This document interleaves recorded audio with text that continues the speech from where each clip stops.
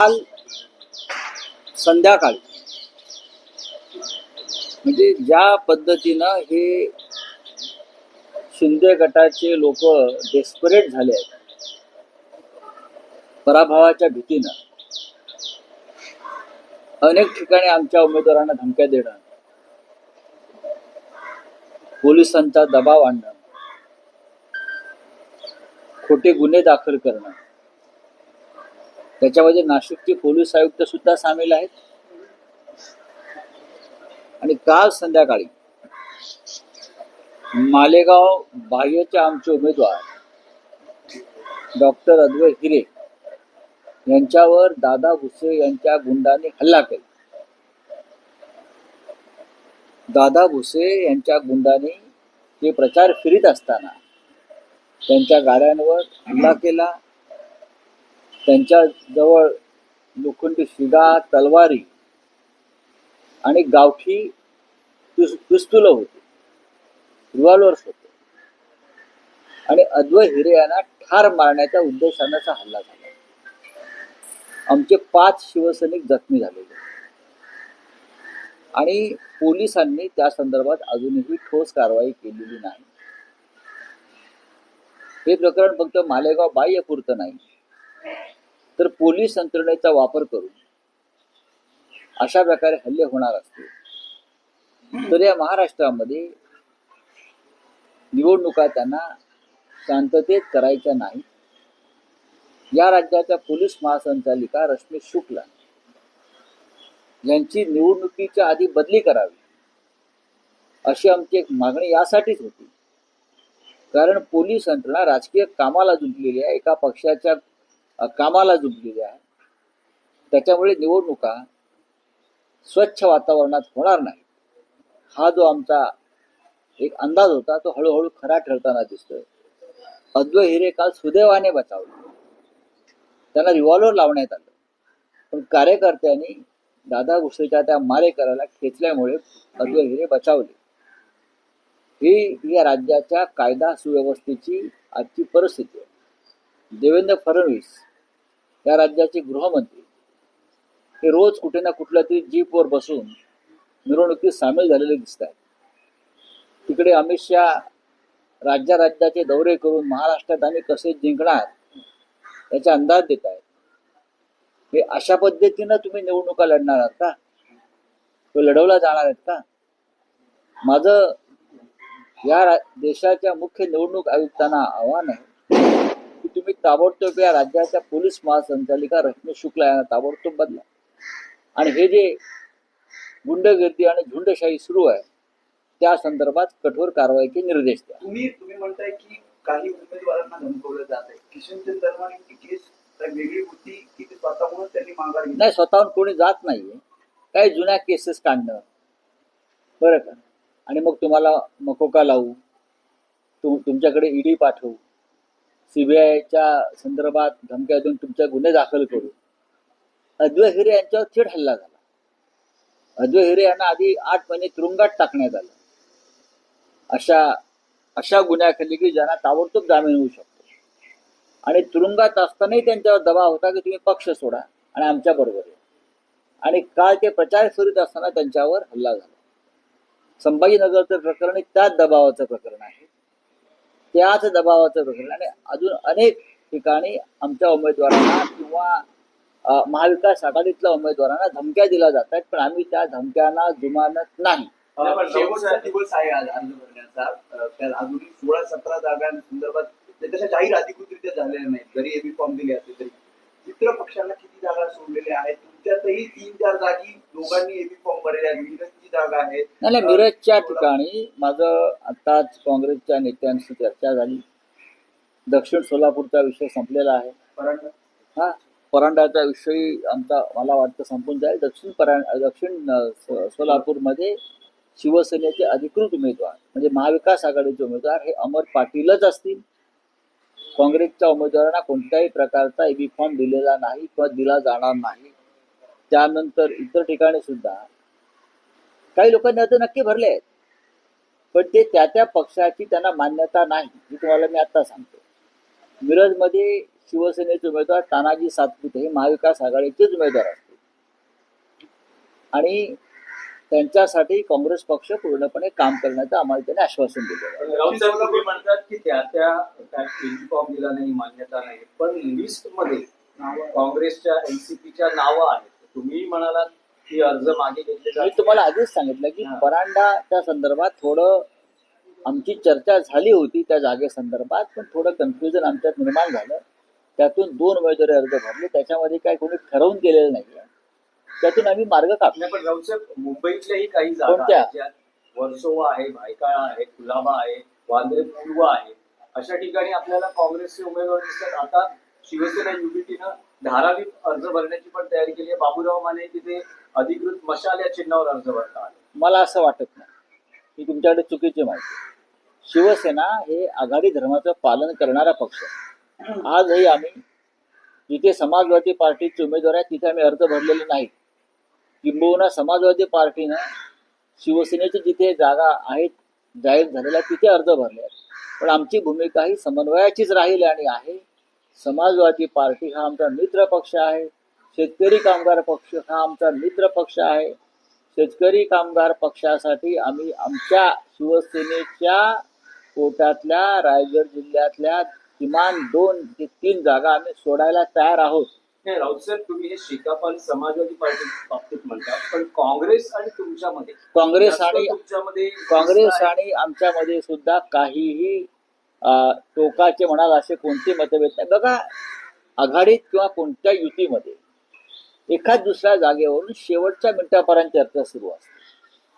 याचा अर्थ असा आहे की त्याच्यामध्ये आमचं काही बिनसलंय वगैरे नाही. नाना पटोले असतील, बाळासाहेब थोरात असतील, आता आजच माझं त्यांचे जे पक्षाचे प्रमुख नेते आहेत विदर्भातले नाना गावंडे, त्याशी माझी चर्चा झाली. त्यांनी मला कळवलं की दक्षिण सोलापूरचा विषय आम्ही मिटवलेला आहे. इतर ठिकाणी सुद्धा समन्वयाच्या भूमिकेतून आम्ही काम करतो. राऊत साहेब, तुम्ही म्हणालात की शेवटच्या क्षणापर्यंत चर्चा सुरू असते, महाविकास आघाडी असेल किंवा महायुती असेल. अमित ठाकरेंच्या बाबतीत काही पक्षात चर्चा सुरू आहे का अजूनही? महायुती तर पाठिंबा देण्याच्या तयारीत आहे. आज त्यांनी अर्ज भरलाय का? अमित ठाकरेंनी अर्ज भरला आहे. सरवडकर महायुतीत ऐकत नाहीये. बघा, हा प्रश्न असा आहे की तुम्ही एक समजून घेतलं पाहिजे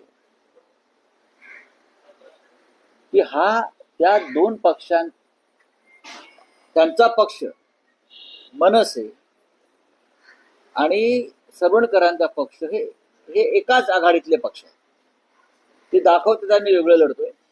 त्याच्यामुळे हा त्या 2 पक्षांनी निर्णय घ्यायचा. आमच्या पक्षात जेव्हा चर्चा होईल या विषयावर तेव्हा त्या पक्षाचा निर्णय होईल. नाही, पण अजूनही अमित ठाकरेंच्या बाबतीत महाविकास आघाडीत विशेषतः शिवसेना युबीटी मध्ये चर्चेचे दरवाजे किंवा तशा पद्धतीने चर्चेचे दरवाजे तुम्हाला मी या संदर्भात काल उत्तर दिलेलं आहे. दादर माहीम मतदारसंघात यशवंतराव चव्हाण किंवा पंडित फिरून निवडणूक लढत नाहीये किंवा जॉर्ज फर्नांडिस निवडणूक लढवत नाही, हे लक्षात घ्या तुम्ही. प्रत्येक ठिकाणी प्रत्येक पक्षाचे उमेदवार लढत असतात ना. अनेक नेत्यांची मुलं निवडणुका लढतायत. तुम्हाला राजकारणात करिअर करायचं असेल तुम्हाला निवडणूक लढावीच लागते. मग माझे वडील कोण आहेत, माझी आई कोण आहे, माझे आजोबा कोण आहेत त्याचा विचार न करता तुम्हाला निवडणुकीत उतरावं लागतं आणि तुम्ही त्याचा फार भाऊ करू नका. ते राज्य फार मोठं आहे. आमच्या पक्षात आम्ही जे काही निर्णय घ्यायचे ते माननीय उद्धव ठाकरे साहेब घेतील. महाविकास आघाडीमध्ये 288 जागांपैकी तर साधारणपणे 270 म्हणजे अजून 16-17 जागा आहेत. आज 288 हो, नक्की. बोरिवली अजूनही तसंच अधिकृतरित्या काही जाहीर झालेलं नाही. बोरिवलीमध्ये तुम्ही उमेदवार देणार का? शिवा शेट्टी संपर्कात आहे, शक्यता आहे की ते? मला माहित नाही त्याविषयी. बोरिवलीचा विषय जो आहे आज दुपारी 1 वाजेपर्यंत आम्ही आमच्याकडून तुमच्या समोर आणू. गोपाळ शेट्टी तुमच्या संपर्कात आहेत किंवा त्यांना उमेदवारी दिली जाऊ शकते? बघा, जे कोणी आमच्या वतीनं उमेदवारी अर्ज दाखल करतील ते काय लपून राहणार आहे का? ते तुम्हाला दिसेलच. 288 जागांवर आज अर्ज भरले जाणार महाविकास. नक्कीच आज 3 वाजेपर्यंत तुम्हाला 288 जागांवरती उमेदवारी अर्ज दाखल करावेच लागतील. आमच्यासाठी कोणी 1 तास वेळ वाढवणार नाहीये. शेवटचा प्रश्न, महायुतीमध्ये मैत्रीपूर्ण लढती होणार काही चंद्रशेखर बावनकुळे म्हणतात, असं महाविकास आघाडीमध्ये घडू शकतं का जर तोडगाच निघाला नाही तर? मी मुंबईमध्ये काही ठिकाणी पाहिलंय की त्या महायुतीमध्ये एकापेक्षा जास्त उमेदवारांनी अर्ज टाकले. अणुशक्तीनगरला मी पाहिलं. अणुशक्तीनगरला शरद पवार, अजित पवार यांच्या काँग्रेसनं उमेदवार दिले. त्याच वेळेला शिंदे गटाचे उमेदवार सुद्धा आहेत, असं मला आत्ता कोणीतरी लक्षात आहे. वांद्रे पूर्वमध्ये सुद्धा अशाच प्रकारच्या घटना घडलेल्या आहेत. महाराष्ट्रात अन्य काही ठिकाणी असं झालं. हा त्यांचा प्रश्न आहे. आम्ही महाविकास आघाडीमध्ये अशा प्रकारच्या लढती टाळण्याचा प्रयत्न करू. आम्हाला ही लागण लावायची नाही. मग काँग्रेस असेल किंवा माननीय पवार साहेबांचा राष्ट्रवादी काँग्रेस पक्ष असेल, आम्ही असू. माझा आत्ता जयंतराव पाटलांशी चर्चा झाली. आम्हाला अशा प्रकारे कोणत्याही पावलं उचलायची नाही की काय ती तुमची मैत्रीपूर्ण लढत हा शाप आहे. राऊतसाहेब, वनगा हे गेल्या 12 तासापासून नॉट रिचेबल आहेत. त्यांना उमेदवारी डावलल्याने त्यांना खूप मनस्ताप झालाय. काल प्रसार माध्यमांसमोर त्यांना रडू कोसळलं आणि ते म्हणतात की उद्धव ठाकरे हे खरंच देव माणूस आहे. हे जे वनगा नावाचे ग्रस्त आहेत ते आमदार झाले माननीय उद्धव ठाकरे साहेबांकडे. त्यांना उद्धव साहेबांनी लोकसभाही लढवली. त्यांच्या वडिलांच्या निधनानंतर जेव्हा भारतीय जनता पक्षानं त्यांना वाऱ्यावर सोडलं होतं, वनगासारख्या कुटुंबाला, जे आर एस एस किंवा भाजपशी संबंधित असं कुटुंब होतं, तेव्हा माननीय उद्धव ठाकरे यांनी त्या कुटुंबाला दत्तक घेऊन या श्रीनिवास वनगा यांना लोकसभेची निवडणूक लढवायला उभं केलं, ताकद लावली. स्वतः ते प्रचारात दाखल झाले.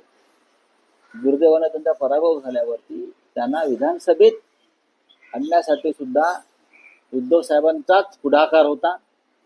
त्यांना न्याय मिळाला पाहिजे त्या कुटुंबाला, त्यांची भूमिका होती आणि तो शब्द उद्धव साहेबांनी पूर्ण केला.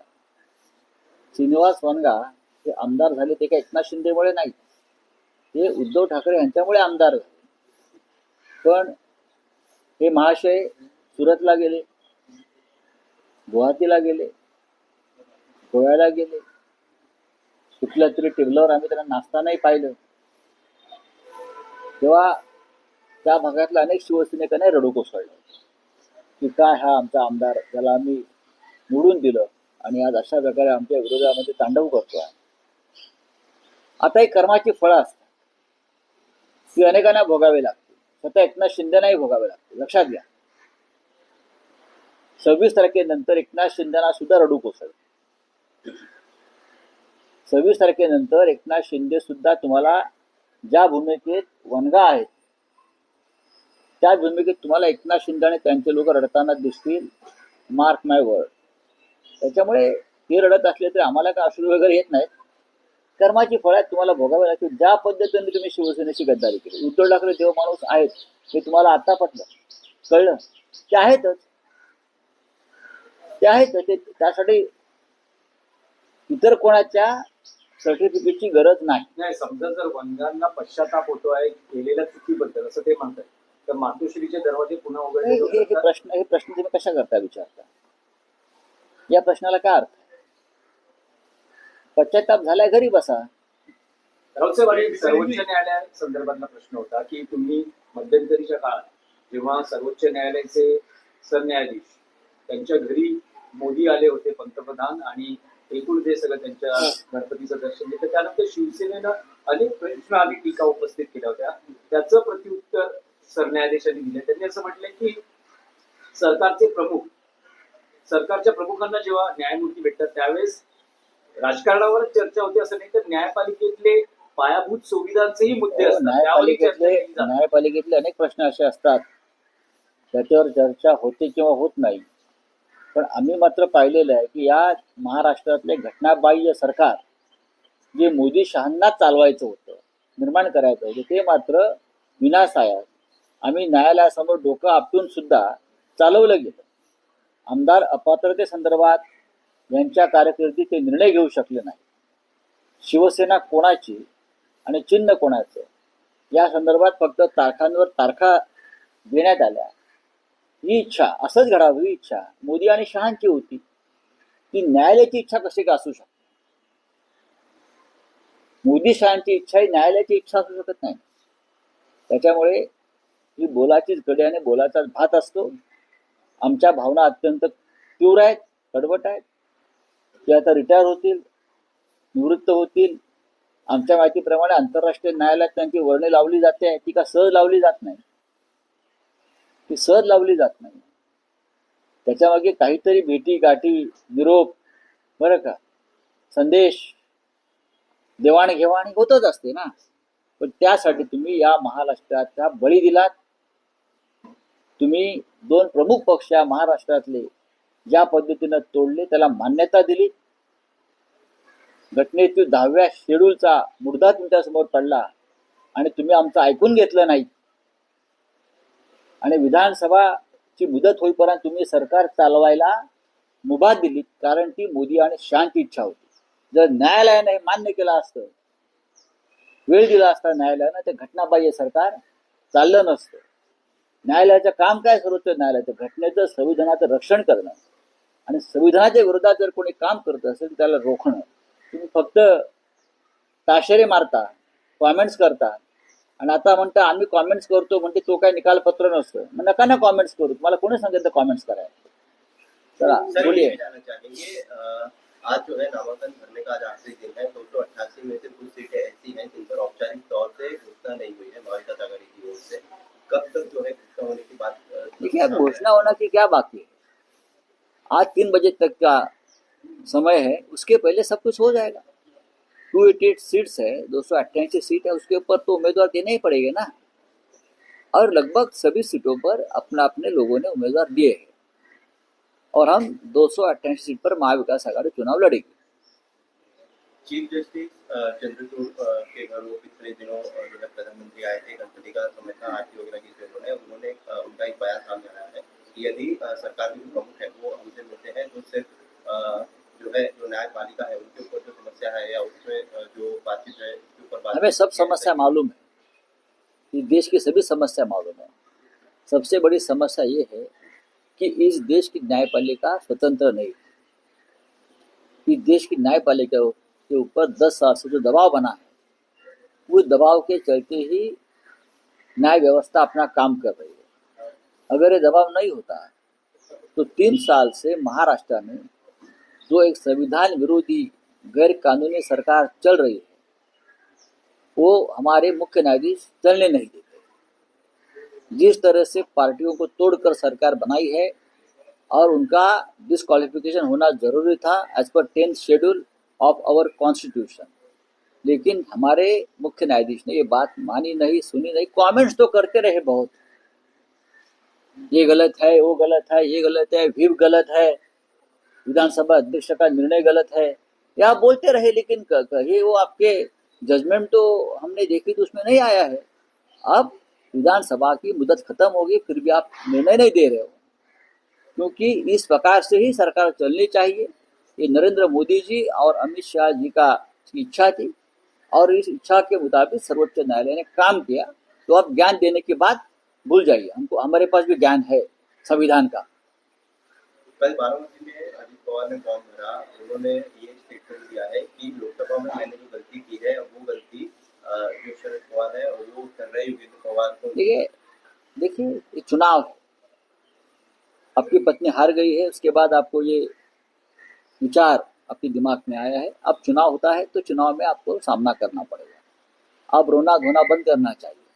मेरे हिसाब से बारामती से योगेंद्र पवार जीत रहे हैं. भारतीय जनता पार्टी के जो उम्मीदवार है गोपाल शेट्टी हो या बाकी जो उम्मीदवार है वो अब अपक्ष जो है वो फॉर्म भरने मुझे मालूम नहीं क्या होता है.